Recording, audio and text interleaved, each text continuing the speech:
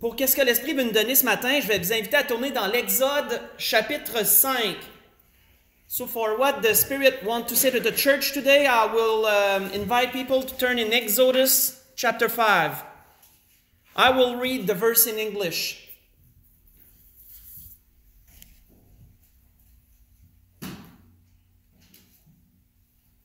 Dans l'Exode chapitre 5, je vais lire du verset 1 au verset 4.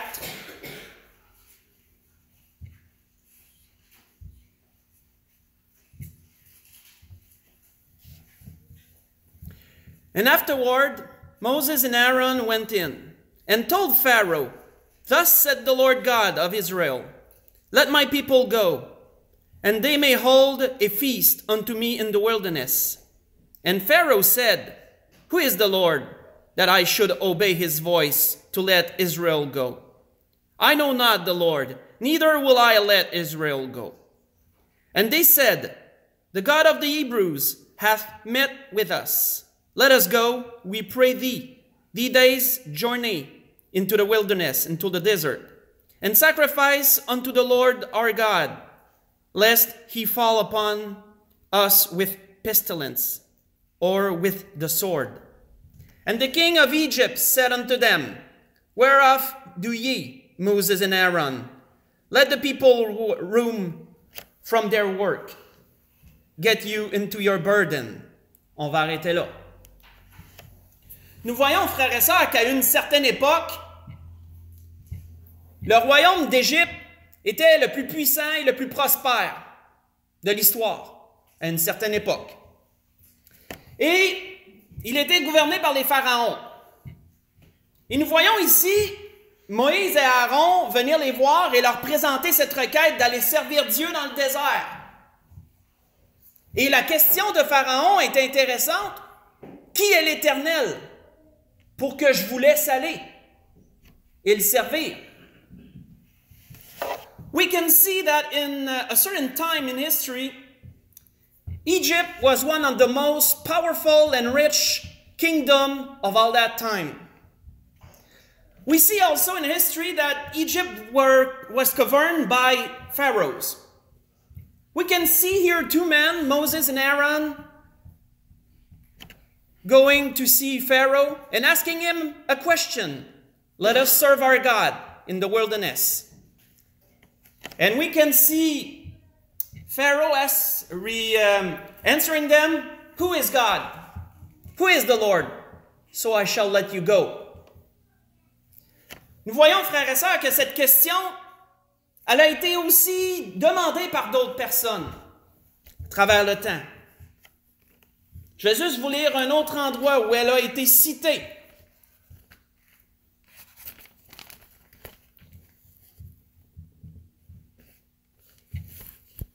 We can see that through time, this question that Pharaoh asked, "Who is the Lord? So I shall let you go," has been asked by many through time and history. We see in the Bible other places where this question was asked. We see a man named Job say, "What is the Almighty that we should serve him? And what profit should we have if we pray unto him?"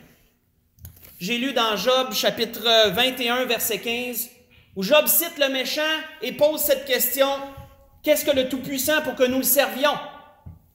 Que gagnerions-nous à lui adresser nos prières? Job cite ce que le méchant pense de Dieu à cet endroit-là dans Job 21 verset 15. Dans tous les âges, les gens ont cherché réponse à la question de Pharaon. Qui est l'Éternel? Qui est Dieu? Pour que je prenne le temps de penser à lui ou de m'attarder à lui. Les gens ont cherché cette réponse de plusieurs façons. Ils l'ont cherché à travers les philosophies, à travers les religions et à travers tous les écrits de ceux-ci, ensemble.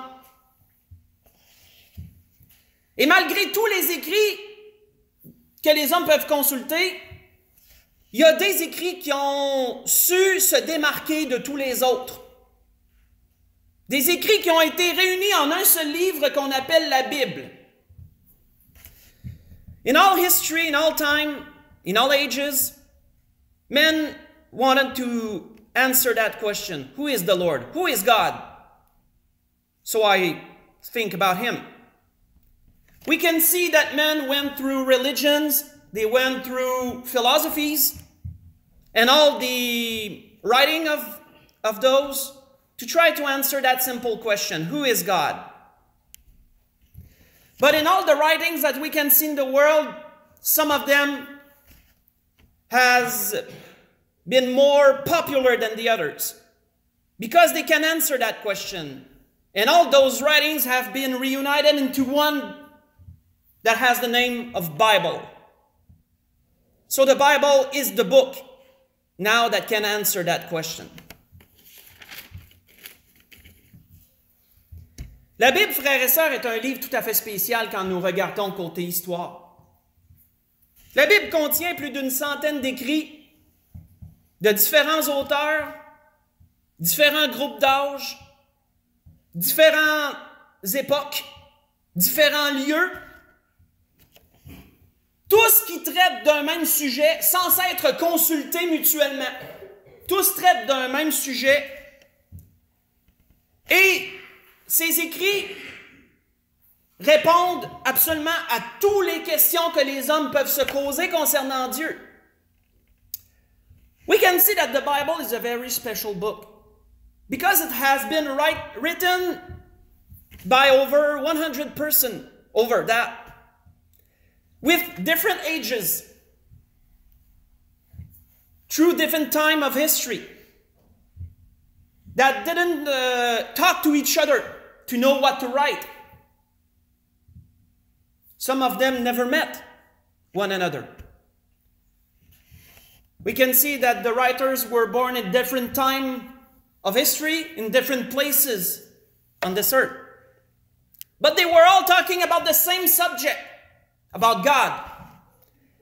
Answering all those questions that men ask themselves about Him. Who is Him?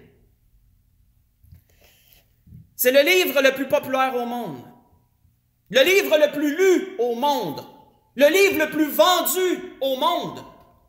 Le livre qui est traduit dans le plus de langues au monde. Encore aujourd'hui, malgré l'abandon de foi, malgré l'incrédulité qui s'accroît, c'est toujours quand même le livre qui détient tous les records. Il répond à toutes les interrogations humaines. We can see that the Bible, even today, is the most read, the book that has been read the most. It has been translated into the most languages, even today. Has been sold more than every other book and given to people more than every other book on this earth. And it's the only book, the Bible, that can answer all man's question concerning God and concerning who He is. On va se poser certaines questions ce matin.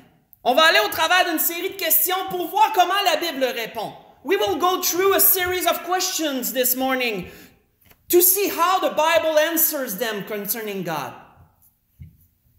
Première question qu'on va se poser. Depuis quand Dieu existe-t-il? First question that we will ask ourselves. Since when God exists? The Bible can answer that. La Bible peut répondre à cette question. Tournons dans Proverbes chapitre 8. Let us turn in Proverbs chapter 8. On va voir cette première question. We will see that first question. Depuis quand Dieu existe-t-il? Since when God does exist?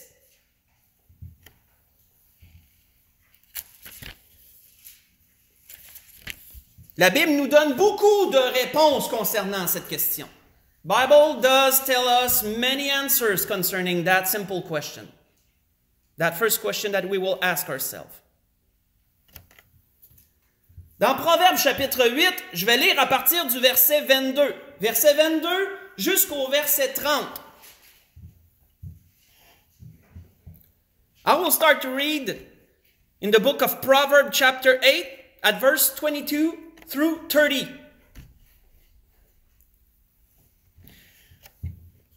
Où il est dit, "The Lord possessed me in the beginning of his ways, before his works of old. I was set up from everlasting, from beginning or ever the earth was. When there was no depth, I was brought forth. When there were no fountains abounding with waters. Before the mountains were settled, before the hills was, I brought forth. While as yet he had not made the earth, nor the fields, nor the highest part of the dust of the world.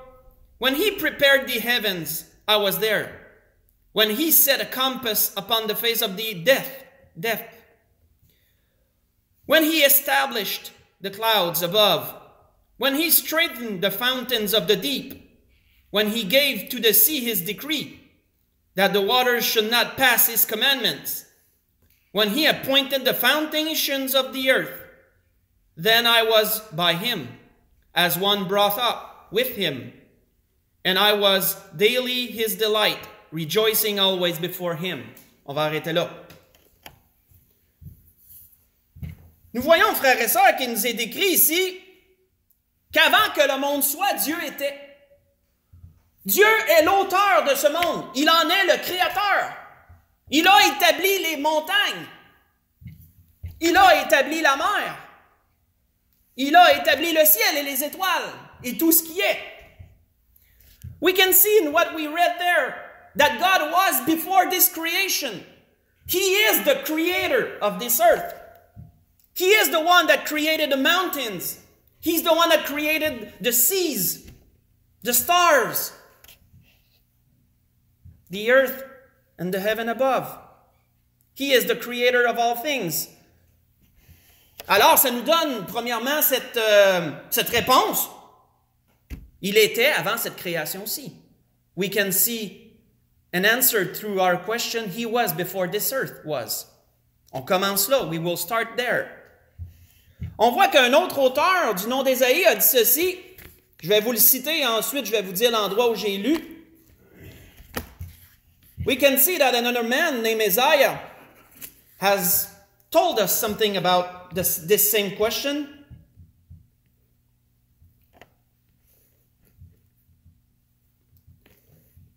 Il est dit, it is said, "To whom then will ye liken me?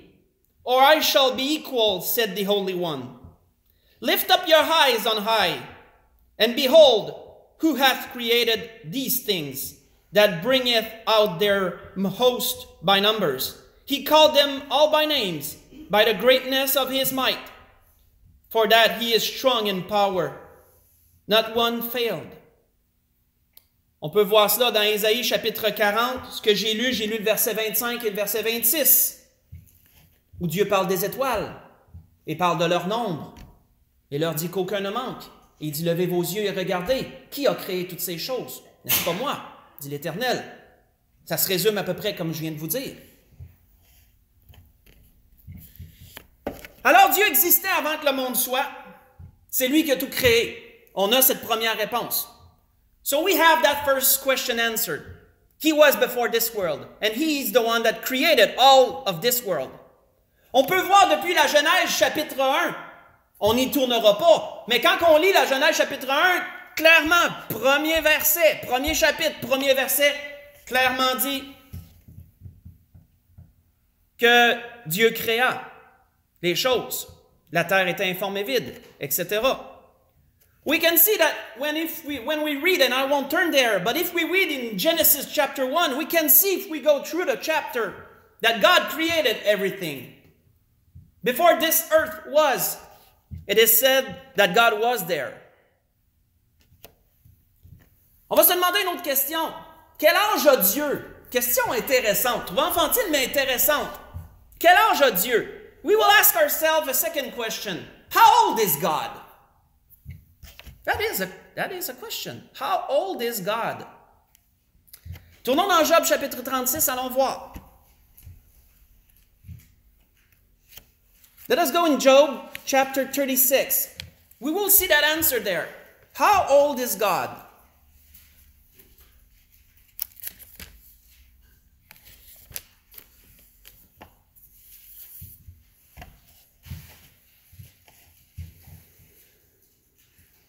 On va lire du verset 22 au verset 26 de Job chapitre 36. I will read to verse 22 through 26 of Job chapter 36.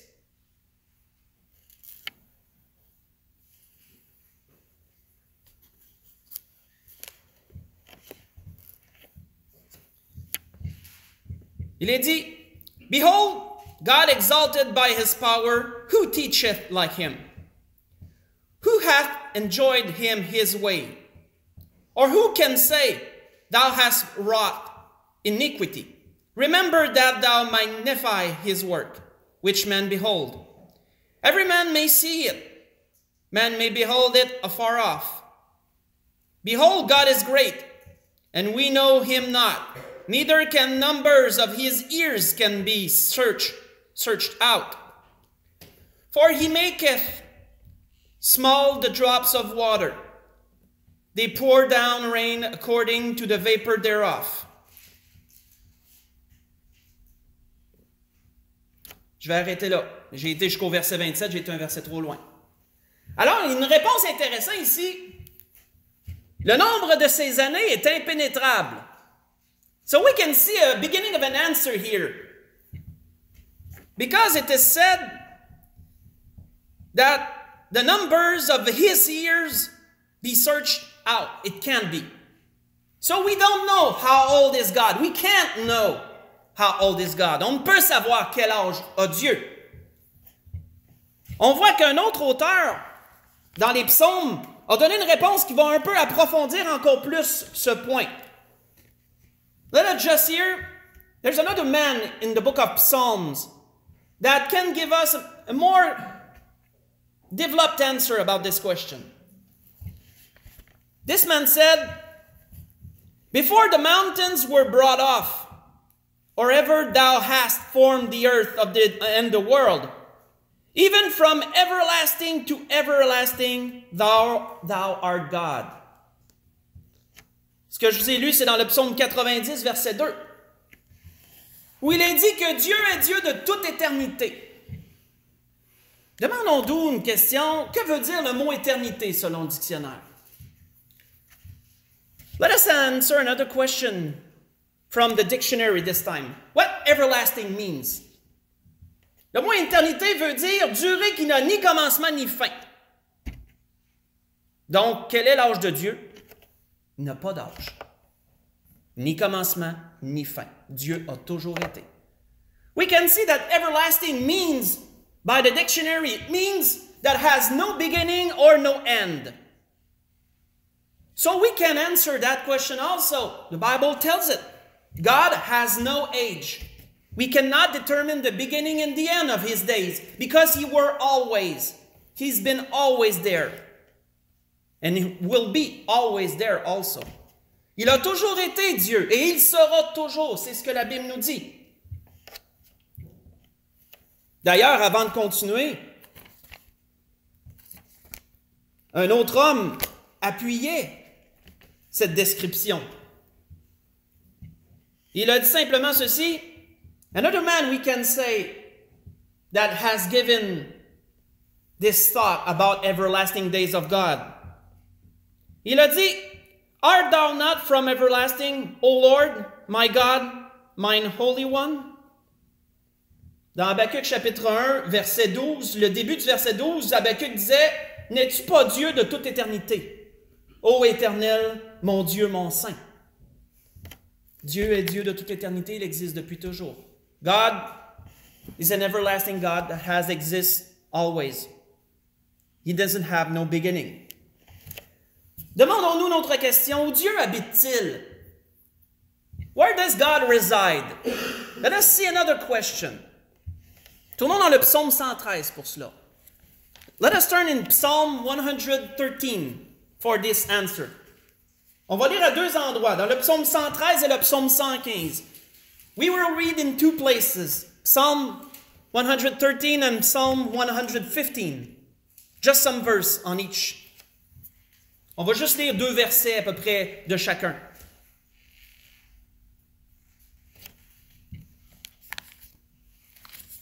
Psaume 113.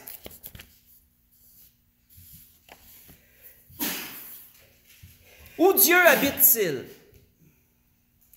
Where does God reside? Also a good question. C'est une bonne question également. Où Dieu habite-t-il? On va dans le chapitre 113 des Psaumes, versets 4 et 5, verse 4 and 5 in chapter 113 of Psalm. It is said, "The Lord is high above all nations, and his glory above the heavens. Who is like unto the Lord our God, who dwell on high?" Allons dans le psaume 115, versets 2 et 3, juste un petit peu plus loin.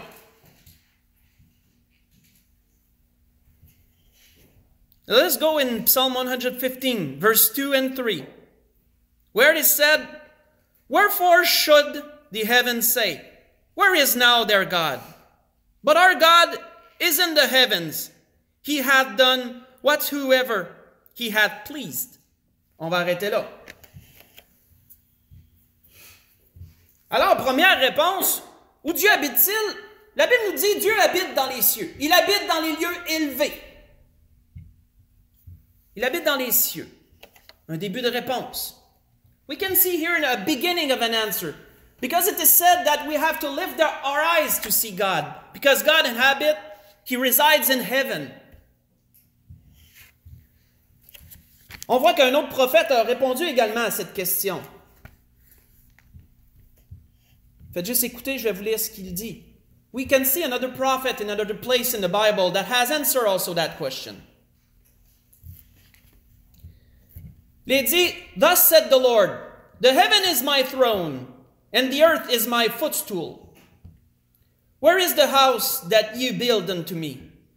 And where is the place of my rest? For all those things hath my hand made, and all those things have been, said the Lord." Ce que je vous ai lu dans le psaume, dans les Isaïe 66, verset 1 et le début du verset 2. Où Dieu nous dit que son trône est dans les cieux et que la terre est son marchepied. Qui pourrait bâtir un temple ici-bas qui pourrait le contenir, dans lequel il pourrait habiter? Disait Isaïe. On voit qu'un autre homme du nom de David a également dit autre chose dans les psaumes. We can see also that another man named David in the Psalms again said something else about that question.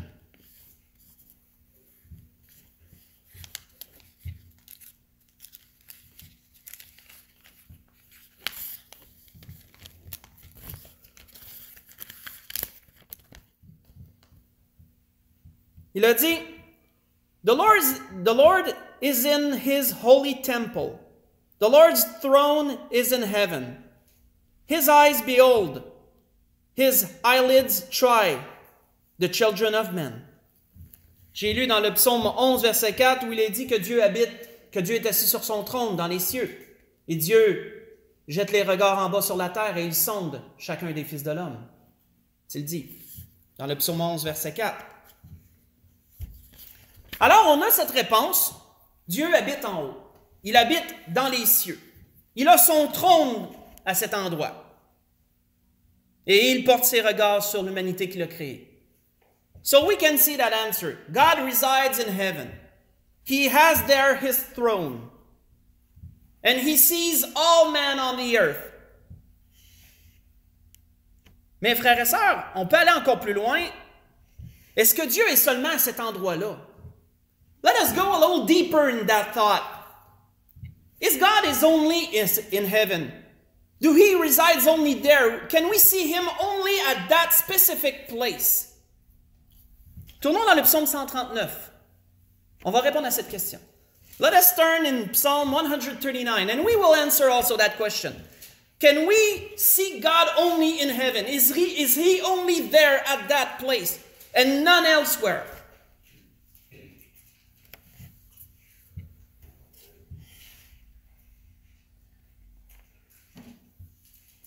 Dans le psaume 139, on peut répondre à cette question.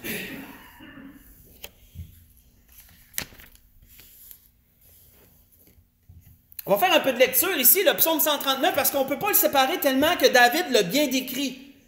On va lire du verset 1 au verset 12. We will read a little bit here through verse 1 to 12, because we cannot separate those verses, because David has explained very well that question. On voit qu'il est dit, on va lire à partir du verset 2 parce que le verset 1 fait juste introduire. Thou knowest my downsighting and my uprising. Thou understandest my thought afar off. Thou compassest my path and my lying down, and art acquainted with all my ways. For there is not a word in my tongue, but lo, O Lord, thou knowest it altogether. Thou hast beset me behind and before, and laid thine hand upon me. Such knowledge is too wonderful for me. It is high, I cannot attain to it. Whither shall I go from thy spirit? Or whither shall I flee from thy presence? If I ascend into heaven, thou art there.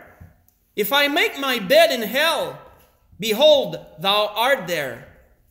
If I take the wings of the morning, and dwell in the uttermost part of the sea, even there shall thy hand lead me, and thy right hand shall hold me. If I say, surely the darkness shall cover me, even the night shall be light about me. Yea, the darkness hideth not from thee.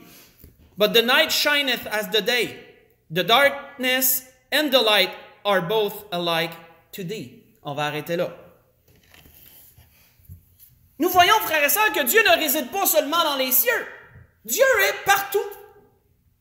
Il est là, il est là, il est là, il est là. Peu importe où nous jetons le regard, peu importe où nous nous trouvons, Dieu est présent. Il siège dans les cieux, mais encore plus, sa présence peut être trouvée partout. So we can see that God, yes, He resides in heaven, but His presence can be felt everywhere. He is on your side, on your left side, on your right side. He's in front of you. He's behind you. Wherever you are, God can be found there. Alors, on voit une réponse encore plus complète ici. Dieu peut être trouvé partout. So we can see a complete answer here, that God can be seen everywhere. On a répondu à plusieurs questions jusqu'à présent, comme vous le voyez. Continuons. Pouvons-nous savoir à qui ressemble Dieu? Can we know how God looks like? How does He look like? Can we know that? La Bible répond à cette question. Tournons dans Jean chapitre 1. On va lire à partir du verset 15. Let us turn in John chapter 1. John chapter 1. We will answer that question also. Can we know how God looks like? Peut-on savoir à qui ressemble Dieu ou à quoi il ressemble? Dans Jean chapitre 1, on va lire à partir du verset 15 au verset 18.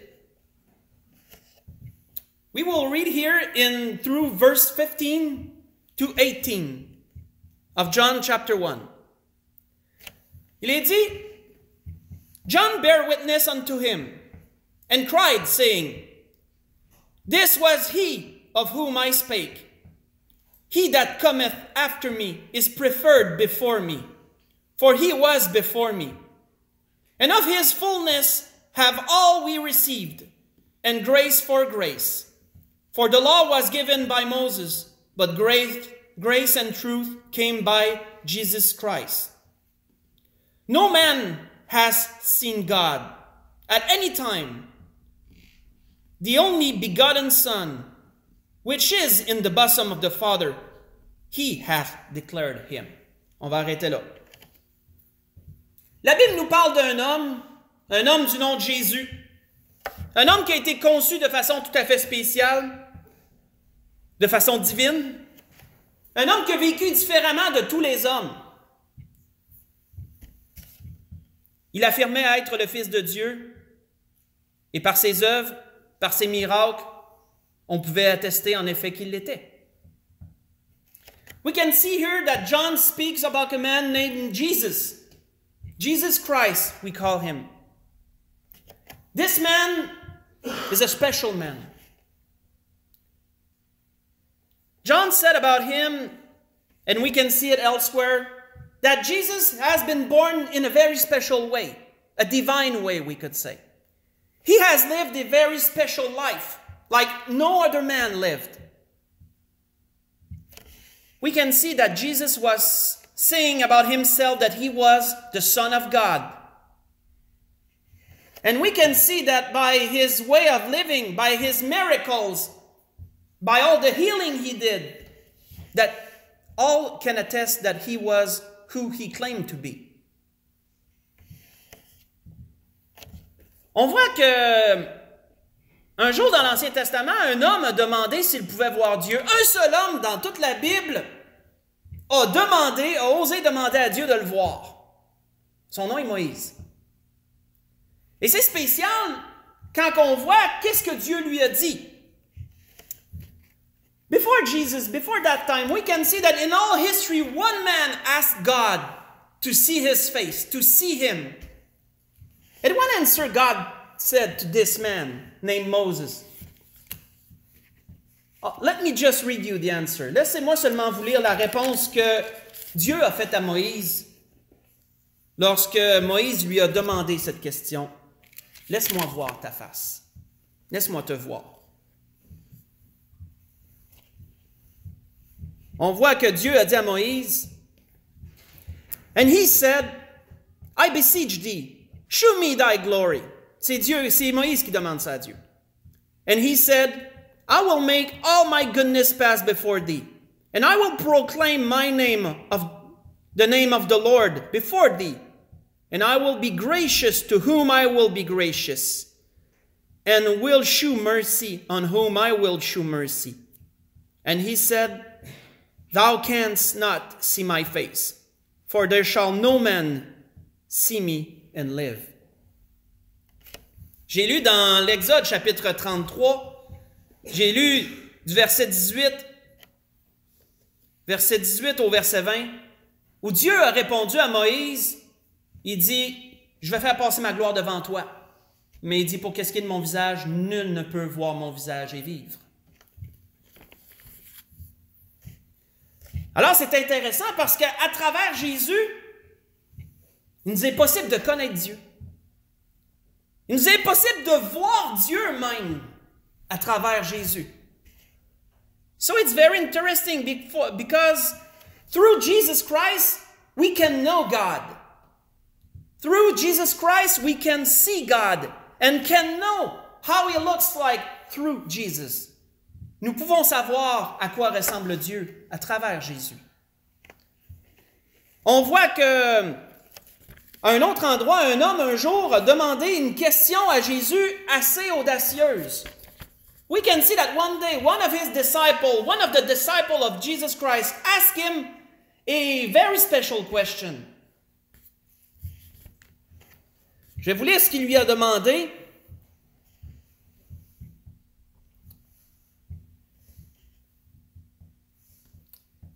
And Philip said unto him, Lord, shew us the Father, and it sufficeth us. Jesus said unto him, Have I been so long time with you, and yet hast not known me, Philip? He that hath seen me hath seen the Father. And how sayest thou then, shew us the Father? Believest thou not that I am in the Father, and the Father in me? The word that I speak unto you, I speak not of myself, but the Father that dwelleth in me, He doeth the works. Believe me that I am the Father, and the Father in me, or else believe me for the very works' sake.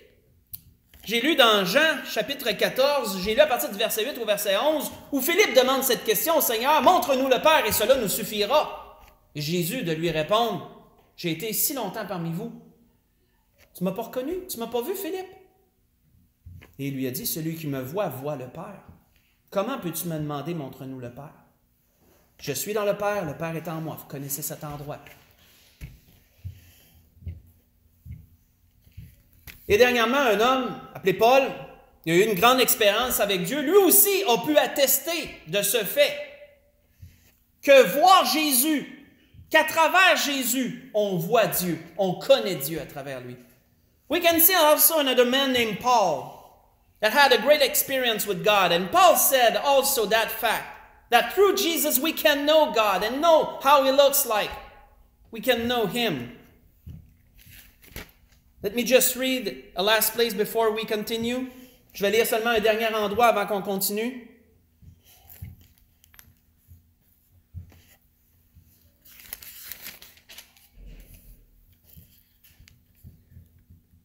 On voit qu'il est dit, Who is the image of the, en parlant de Jésus, talking about Jesus, it is said, Who is the image of the invisible God, the firstborn of every creature?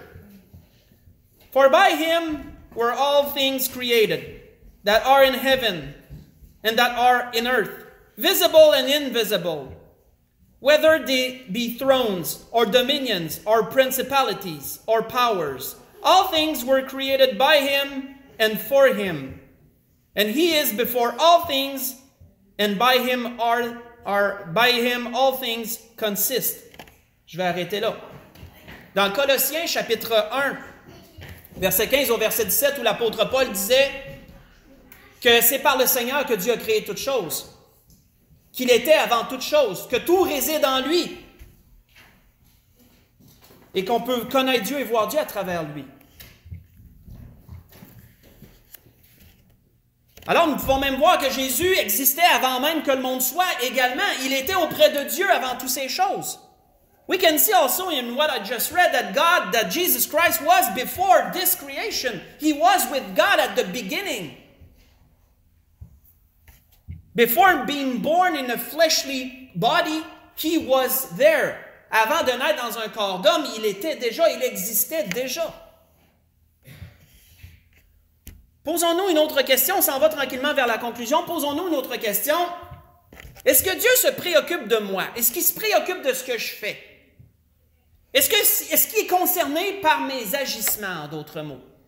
Let us ask another question before we go through the conclusion of the message. Does God care about what I do? Does God care about me at all? Let us see that. Dans Romains chapitre 2. Dans Romains chapitre 2, on va lire du verset 1 au verset 4.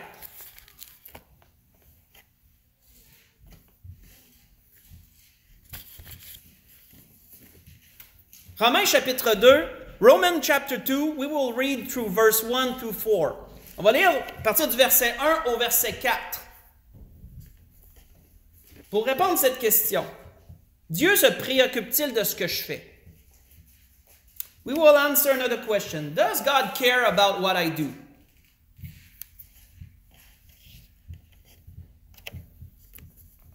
Alors il est dit à partir du verset 1, Therefore thou art inexcusable, O man, whosoever thou art that judgeth. For wherein thou judgest another, thou condemneth thyself. For thou that judgest doest the same things. But we are sure that the judgment of God is according to truth against them which commit such things. And thinkest thou this, O man, that judgest them, which do such things, that doest the same, that thou shalt escape from the judgment of God? Or despiseth thou the riches of His goodness, and forbearance, and long-suffering, not knowing that the goodness of God leadeth thee to repentance? Arrêtons là. Alors nous pouvons voir clairement ici quoi? Que Dieu s'occupe de ce qu'on fait. Ça le concerne ce que les hommes, de la façon que les hommes agissent, ça concerne Dieu. Il se sent concerné. Dieu approuve et Dieu condamne ce que les hommes font. Et nous voyons que Dieu même va jusqu'à dire que ce qu'il désire, c'est la repentance de chacun. So we can see here that God cares about man and about what human beings do. He approves certain things, but he condemneth many things also. And his heart pushes men. He wants men to repent of their works, of their evil works. He wants all men to come to repentance. On voit que l'apôtre Paul avait dit un peu plus loin, faites juste écouter, il avait déclaré sans détour ceci. For the wages of sin is death, but the gift of God is eternal life through Jesus Christ our Lord. On voit dans Romains chapitre 6, verset 23, Paul avait déclaré, car le salaire du péché, c'est la mort. Mais le don gratuit de Dieu, c'est la vie éternelle en Jésus-Christ, notre Seigneur. La Bible nous enseigne que l'humanité a à se repentir, car tous sont pécheurs, et tous devront passer en jugement devant Dieu à cause de cela. The Bible teaches us that all men are sinners, and because of that, they all die, and they will all have to pass before judgment, by judgment before God.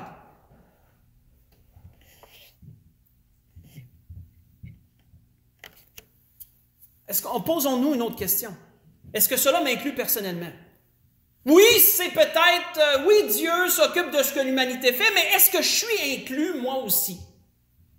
Let us ask another question. Yes, God cares about what men do. But am I included in this? Personally, me, am I included in what I do? Does God care about what I personally do with my daily life? Répondons à cette question. Dans Romains chapitre 5, pas tellement plus loin. Romains chapitre 5. On va lire à partir du verset 6.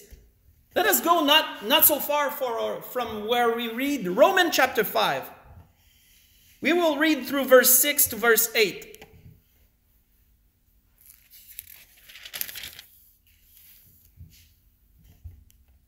Romains chapitre 5, verset 6 au verset 8.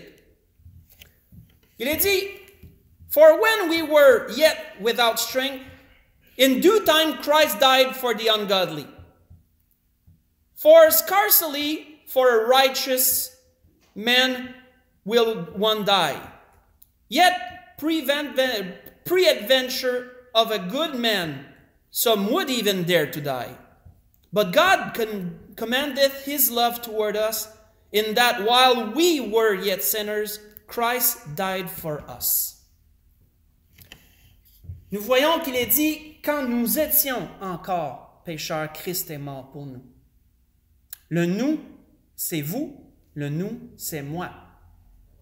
We can see here, the last verse that we read, that while we were yet sinners, Christ died for us. We. The we is who?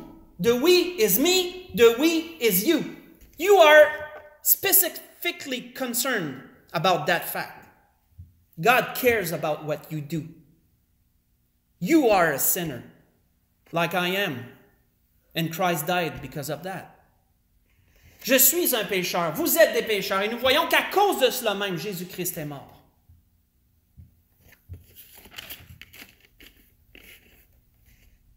La Bible répond également à cette question. Devant Dieu, nous sommes pécheurs et méritons la mort. Et le jugement pour cela. Mais il y a une bonne nouvelle. Il y a une bonne nouvelle. La bonne nouvelle, c'est que Dieu a envoyé son Fils mourir à la croix pour payer notre dette, pour nous laver de nos péchés, afin que nous puissions vivre au lieu d'être en jugement. So we can see that fact. That question is answered. God careth about what we do. We are sinners in the eyes of God, and we all We all inherit death because of that. But there's a good news. Jesus Christ came. God sent his son to die on the cross for us. And because he did that, because Jesus died on the cross, he washed our sins. He paid our debt before God. So we can live through him. C'est ce que le plus beau, je dirais, verset de la Bible, un des plus beaux versets de la Bible nous dit. It's what one of the most beautiful verses in all the scriptures says. When it is said, "For God so loved the world, that he gave his only begotten Son, that whosoever believeth in him should not perish, but have everlasting life." C'est ce que ce verset dit dans Jean 3,16, hein, car Dieu a tant aimé le monde qu'il a donné son Fils unique, afin que quiconque croit en lui ne périsse point, mais qu'il ait la vie éternelle. Alors nous avons répondu, on va aller à la conclusion, nous avons répondu à beaucoup de questions, si vous avez remarqué. We will go to the conclusion before ending this message, but as you can see, we have answered a lot of questions today. And the same book answered them all. Nous voyons, frères et sœurs, qu'un seul livre a pu répondre à toutes les questions qu'on s'est posées ce matin. Je vais juste répéter les questions. I will just repeat the question that we asked ourselves. Since when God does exist? Depuis quand Dieu existe-t-il? Première question qu'on a répondu. Quel âge a-t-il? How old is God? Second question. Deuxième question. Où Dieu habite-t-il? Where does God reside? Une autre question. Est-il seulement là? Is he only at that place? Une autre question. Pouvons-nous savoir à quoi Dieu ressemble? Can we know what does God looks like? Another question that we answered. Dieu se préoccupe-t-il de ce que je fais? Does God care about what I do? Another question that we answered. Est-ce que ça m'inclut? Does that include me personally? Une autre réponse qu'on a pu trouver. La Bible a répondu à toutes les questions. Et la Bible répond à la dernière question qu'on va se poser ce matin. And the Bible also answered the last question that we will ask today to end this message. Que dois-je faire pour être en paix avec Dieu? What do I have to do to be in peace with God? Last question that we will answer. Tournons dans Romains 3. On reste toujours dans Romains. Dans Romains 3. Dans Romains chapitre 3. Let us stay in Romans, but we will go in chapter 3. Chapter 3, on va lire du verset 21 au verset 26 pour conclure. We will go through verse 21 to 26 to conclude.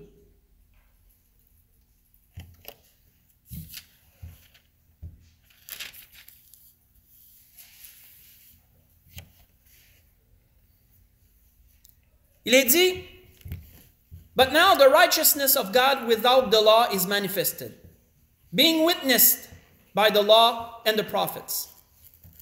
Even the righteousness of God, which is by faith of Jesus Christ, unto all and upon all them that believe. For there is no difference.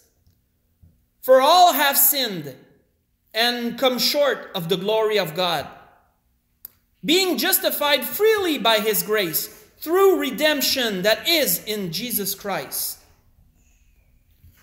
whom God has set forth to be a propitiation